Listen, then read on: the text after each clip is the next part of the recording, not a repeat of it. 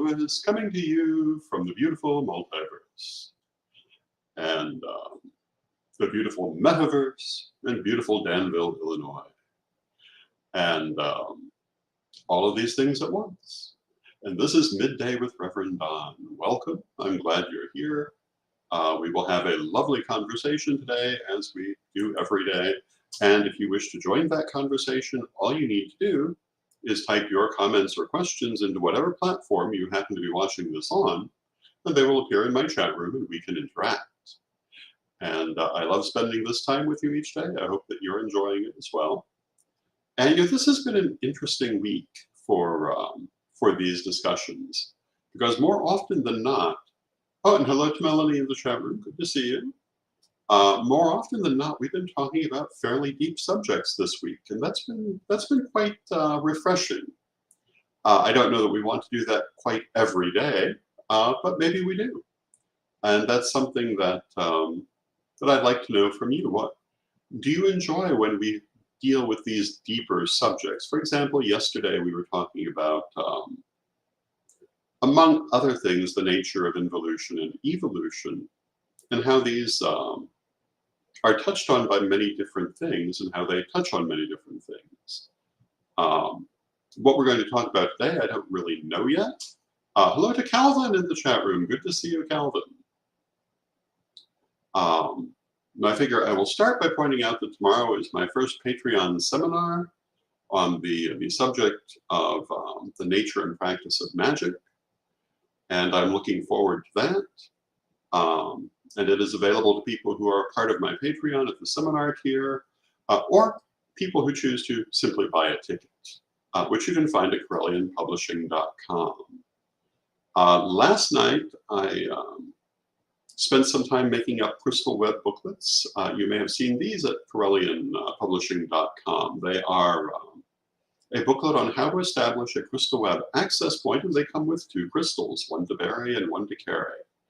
And I put up a photo today on my Facebook page showing a few of the ones that were made up for sale, and this morning we sent out a bunch of them.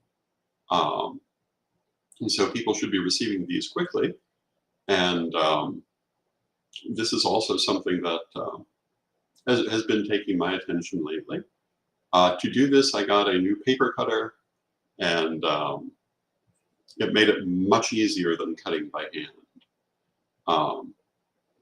If you're not familiar with this booklet, we actually have offered it for many years. It's been termed a mini booklet because they're not very big.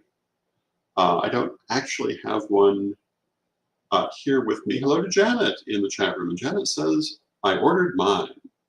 And good afternoon, Lord Don. Good afternoon, Janet. And yours, in fact, is in the mail as of today. They were waiting on the paper cutter so that we could have a good professional job. And also a new stapler to assist with putting them together as well. And they should be to you very quickly. Hello, Mary in the chat room. But these mini booklets, they were a part of a series that we did many years ago. Hello to Brenda in the chat room. Good to see you, Brenda. They include the crystal web access ritual. They include what is Corellianism. They include the Corellian Creed. They include Corellian soul retrieval. And all of these will probably soon become available again. And welcome, Jason. Welcome, Renee. Welcome, Bradley. Good to see all of you. Happy Friday, everyone.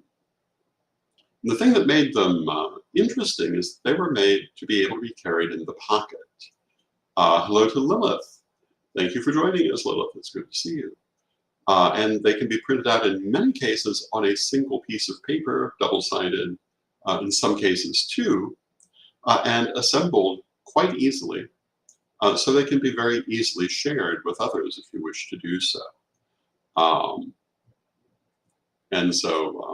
This is one of the things I've been working on. As you know, we recently brought out the 5 Mystic Secrets multilingual edition.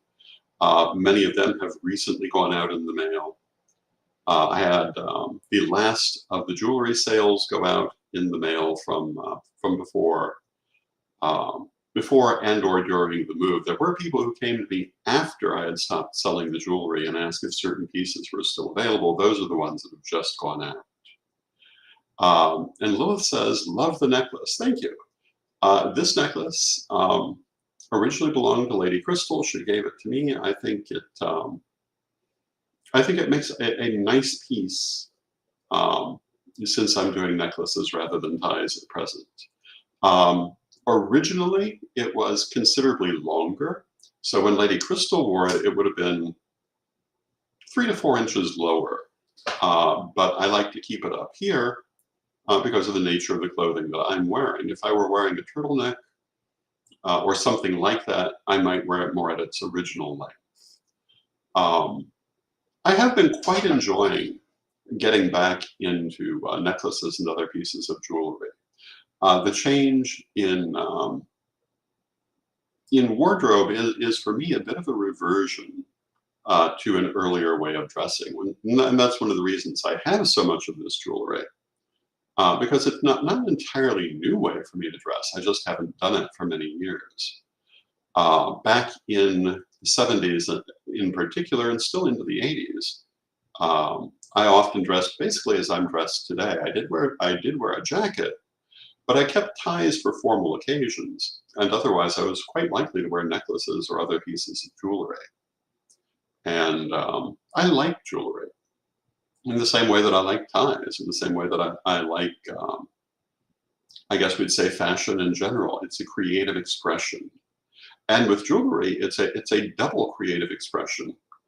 One, in choosing it and matching it, but also on occasion in making it. Jewelry has the virtue, unlike most clothes that we wear today, of being something that someone quite intentionally designed and created, and in many cases made by hand, depending on what it is. Certainly made a prototype by hand. And so it's someone's very personal expression. Some clothing is that way too, but a lot of clothing is just, another piece of the same thing in a different color. And putting it together in different ways, it is an act of creativity. But in and of itself, many of them are simply variations on a theme, but jewelry tends to be much more original. And Bradley says, I participated in a round table at my work today, and to help me be successful with it, I actually wore your round table necklace. Oh, that's wonderful, Bradley. I hope you found it helpful, and it has that quality. And for those who are not familiar with what Bradley is referring to, in the jewelry sale, one of the pieces that I sold was a necklace that we interpreted it as being in the shape of Arthur's round table, and as having an energetic connection to that idea. Bradley says it went very well. I'm glad to hear that. And it had been given to me many years ago, but was one of many pieces that I let go of because of various reasons. And I've kept certainly quite a few pieces, but I've been fairly selective in what I kept because, I kind of looked at this as a reset to my life. And we've talked about how, for example, in Chinese reckoning, the 60th year is a full astrological reset because the great cycle of Chinese astrology has completely passed in 60 years. The relationship between the heavenly stems and the earthly branches. And if you're not familiar with that term, you can find it in my second degree book where I talk about Asian astrology and the components that make it up, which are far more than what you see on the ubiquitous Asian astrology placemats at certain restaurants. It actually is a much richer and more complex system than that. But the placemat astrology is a good introduction to it. Very much like sun sign astrology in terms of Ptolemaic astrology, Western astrology. Sun sign astrology can be very, very useful if you choose for it to be, but it's only a tiny bit of what's going on astrologically. And the more you know, about your individual chart, the more you know about what's happening cosmically at any given time, the more information there is to be had. Having said that, I do tend to follow the daily horoscope and have found them to be quite accurate.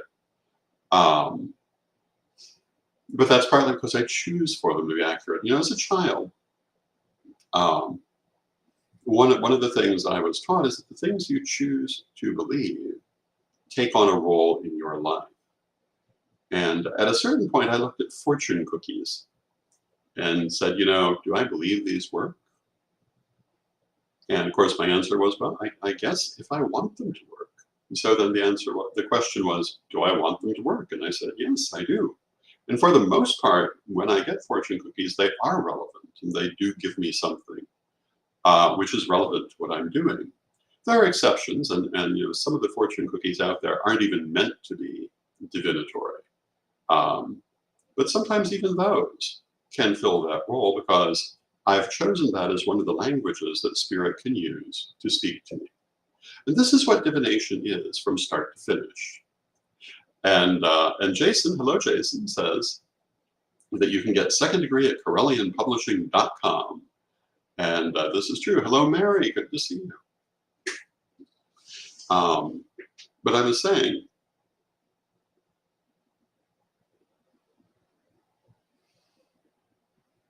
astrology, numerology, tarot, even fortune cookies, all of these things work in part because we choose for them to work and let spirit know that we can be spoken to that way. A system of divination is basically an organized system of omens. Usually when we use the term omen, we're referring to something that comes singularly and randomly. But also, depending on the circumstances, at a time that you're looking for it or at a time that you're not.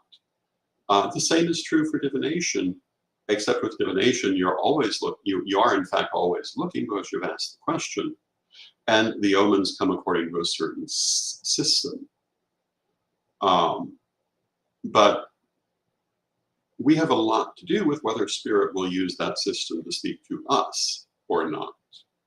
This is one reason why, for example, with tarot cards, for many people, the artwork is very important.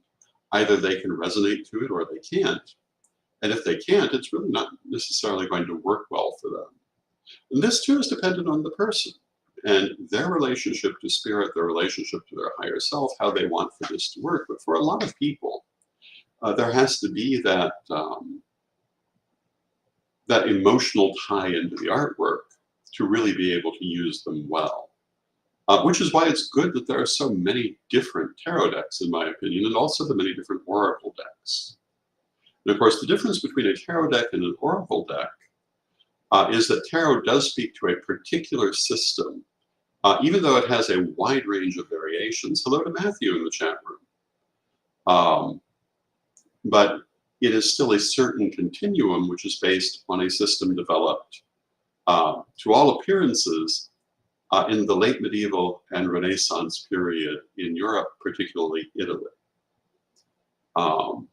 Whereas playing cards, for example, which are also used for divination, developed in the Middle and Near East and then came to Europe. But tarot, as far as anyone can show, developed during this late medieval, early Renaissance period. Oracle cards, on the other hand, are systems of divinatory cards that don't use any part of that system that is tarot. And the system that is tarot involves both minor and major arcana. And usually, well, always at least some of the same specific major arcana cards, but they do vary widely.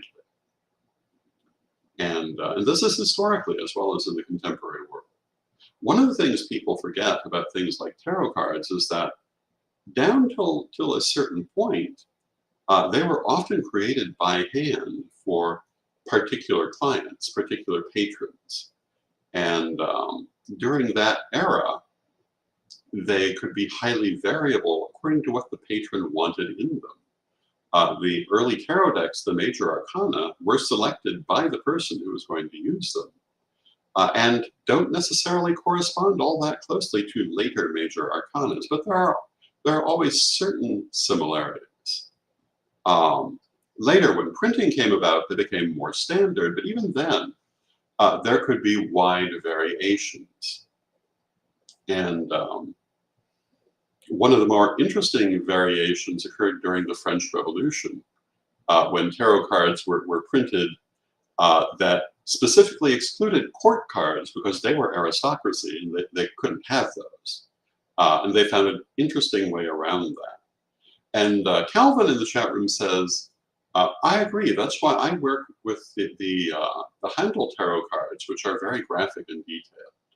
And yes, there is a tarot card for every taste. There are a number of them which are very personal interpretations. There are also some based on the work of famous artists. There's a Bosch tarot, which I think is very interesting, which uses particular pieces of the work of Hieronymus Bosch to illustrate the cards. And if you're familiar with the work of that artist, you'll know how surrealistic that deck can be. Salvador Dali did a tarot deck. There's literally something for every taste. Geiger did a tarot deck for those who are looking for a, quote, dark deck. So there's all kinds of things. And of course, the majority of tarot decks are variations on the Rider-Waite-Smith deck, which was created in the early 20th century. And a lot of people, because of this, think, oh, hello, Lori, good to see you in the chat room. And she says, Lori says, I love the neck piece, thank you. Because of this, a lot of people think the Rider-Waite-Smith deck is very traditional. In fact, it's nothing of the sort. It is a radical departure from a traditional tarot. That's what made it so popular in the first place. The innovations that they made in that deck has spread through most decks subsequently. And the biggest innovation they made, they changed the numerology of the major arcana a little bit, but their biggest innovation was illustrating the pip cards. That is, the number cards in the minor arcana. And they illustrated them in such a way that each suit tells a story, which can be used by the reader to help to remember the meanings of the cards. They can be used in a mnemonistic way. And I think that's the word I'm looking for. But this was utterly unheard of before that deck, and very common now. So when you see the Rider-Waite-Smith deck, don't think you're looking at a traditional tarot. You're looking at a revolutionary tarot. The same was also true for the Tarot of Thoth, which followed a generation later from Aleister Crowley and Lady Frida Harris, which approached tarot in still a different way, but was in its own way quite revolutionary. And then it would be many years before tarot really expanded in all directions. I had the great pleasure to be involved in the World Tarot Congresses back in the 1990s in Chicago. And if I recall, at the very first one, Eden Gray was a guest. And for those of you familiar with tarot, you'll know that Eden Gray was a very, very famous author on the subject of tarot in the 1960s, who was intimately involved in the Tarot Renaissance. And a very interesting woman. And she used the Rider-Waite-Smith as her deck of choice in illustrating her books, which is actually the thing that made it the dominant tarot deck. She was the first author to write about tarot in a way that was accessible to all people. Hello, Phoenix in the chat room. Good to see you, Phoenix. And this was revolutionary also. Prior to Eden Gray, most books on tarot had been written in a self-consciously intellectual style that tended to be off-putting to people who were just wanting to learn and not necessarily go into the deepest depths. Eden Gray wrote for everyone, which I've always thought very inspirational of her. And she chose, and she told this story at the World Tarot Congress, the reason she chose the Rider Waite Smith Tarot was that US Games was at that time selling it in the United States, which made it accessible for people to buy. And so she based her choice of it for her very accessible books on the fact that it was the deck most easy to come by. And these two things, US Games selling it and Eden Gray writing about it, each fed the other in making that deck so ubiquitous. Eden Gray also, interestingly, did not like the expansion of tarot decks that followed 20 years after she had written her books. She really believed in what she thought of as the traditional decks, which were only a few in number. I don't agree with that, but that was her point of view. So Phoenix says in the chat room, self-consciously intellectual equals masturbatory, in my opinion, and I agree. A lot of metaphysical writings have had that masturbatory quality to them, particularly those who chose to be impenetrable. And hello to Jesse in the chat room. And Jesse says, this is great context for the evolution of tarot. Thank you. It's a fascinating story. And particularly the evolution of tarot in the United States is its own history, which is what we've been talking about. If you look at tarot in Europe, its history during the 20th century is quite different. In the United States, almost no one owns tarot cards to play cards with. They own them for divination or nothing. And this is because they don't really have a history in the United States as playing cards. And Mary says, I love Phoenix. He certainly does have a way of putting things succinctly. And I love Phoenix also. But in Europe, tarot has a very strong legacy of being used for playing card games, to the point that some Europeans are offended by the idea of its being used for divination, although that's silly because it's always been used for divination too. But the context for tarot cards in Europe is very different than the context for tarot cards in the US for this reason. I can remember playing Tarot with my late mother as a child, but I don't know many other people who have ever played tarot as playing cards. But that is a thing. And for many Europeans, that's their main use. And you will see in Europe a wide range of tarot decks created simply for artistic variation for people who collect them for that reason as playing cards. If you've ever wondered why certain subjects have been used to create a tarot deck, why is there a tarot of the gnomes? Why is there a baseball tarot? Why is there any number of tarot decks whose metaphysical significance may not seem obvious? It's because that may not be why they were created, because that's not the only way they're used, particularly in other parts of the world.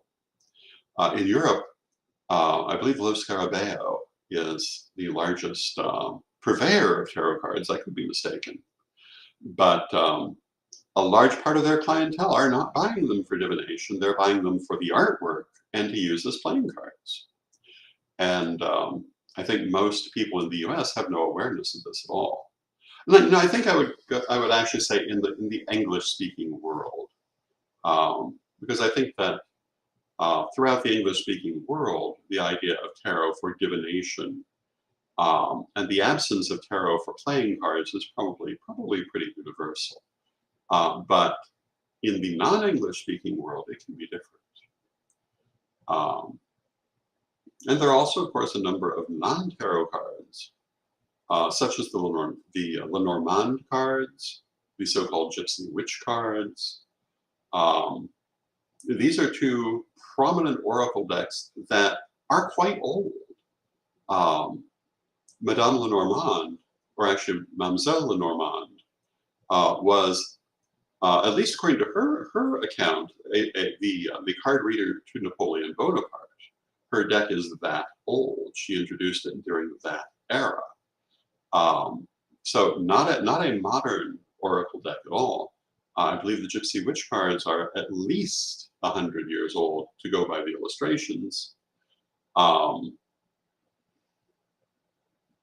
of course, I realize that this is no longer a good name for them, but I have nothing to do with giving them the name. I'm merely speaking that they exist. Hopefully there will be a different name for them in the future, but as a divination deck, they're perfectly fine as far as I recall. I remember getting my first deck of these so-called Gypsy Witch cards at the hospital gift shop in Danville, Illinois, when I, in my early teens, going in for some sort of procedure, and being quite excited to see them because they have the little witch on the cover of the box. And it's interesting, more interesting because it was a Catholic hospital selling Gypsy Witch cards. But it was an interesting time. Now, Calvin says, could you speak on oracle cards a little? I've received a set from Lady Tamara von Forslund, but have not used them as yet. Oracle cards really are any kind of divinatory cards that fall outside of tarot. It's a very broad term. And there are many very famous decks. I've mentioned two of them, the Mademoiselle Lenormand cards, the Gypsy Witch cards. Osho did a famous deck of oracle cards. But there are hundreds, if not thousands, of different decks of oracle cards. If it uses a system other than tarot, it would normally be considered oracle cards. For example, if you have a set of rune cards, they would be considered oracle cards. If you have a set of Yi Jing cards, they would ordinarily be considered oracle cards. Now, in the Infinite Tarot, we have a number of expansion decks that do use these other systems that would normally be considered outside of tarot, but the whole idea of Infinite Tarot is that tarot is infinitely customizable. So within that context, we look at it differently, but normally you would describe it this way. And Bradley says, I'm about to pull out the Phoenix cards this weekend and read through the book. And the Phoenix cards are a famous set of oracle cards, but considering our earlier conversation about Lord Phoenix and his way with words, you be prepared for an interesting ride with Phoenix cards.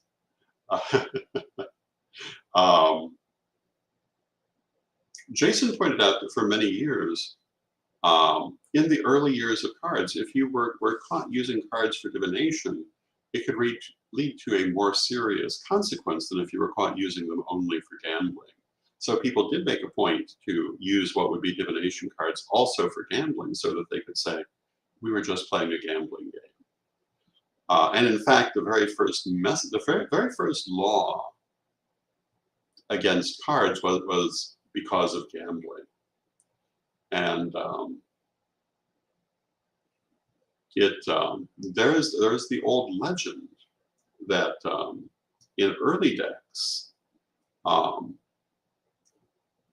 the minor arcana would be published as a set that a person could use for playing cards, and the major arcana would be created separately for people who were going to read cards, so that the person receiving the reading would not have to have those cards, and therefore could not be accused of practicing divination.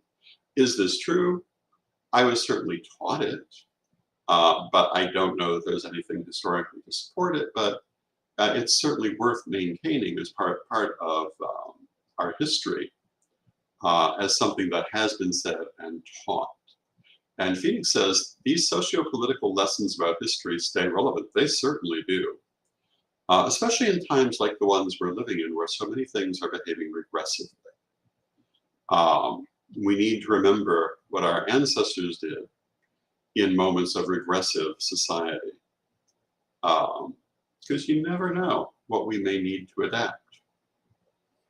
But with that, I see we've come to the end of our half hour. I want to thank you for being here and for spending this time with me. I love you all. I love having these conversations.